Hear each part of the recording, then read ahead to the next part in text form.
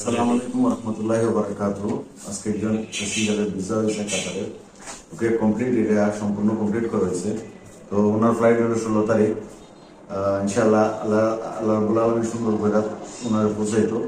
তো ওনার পাসপোর্টটা দিতেছি, পাসপোর্টের টিকিট সহ বিএমএটি কার্ড অ্যান্ড যত যাবতীয় কাগজপত্র আছে সম্পূর্ণ ওনার হাতে দেবো। তো ফ্লাইটটা ওনার 16 তারিখ। সবাই দোয়া করবেন ওনার জন্য, আল্লাহ রাব্বুল আলামিন সহি সালামতে কাতারে পৌঁছাইতো আর সুন্দর মতো কাজ করতো আর দেশের জন্য রেমিটেন্স পাঠাইতো। এটাই দোয়াটাই করি। ভালো আছেন, আপনি কিছু বলে বলতে পারেন?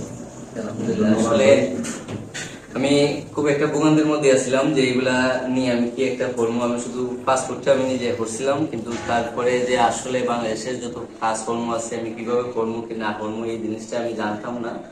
পরে আমার বড় ভাই তাইনের মাধ্যমে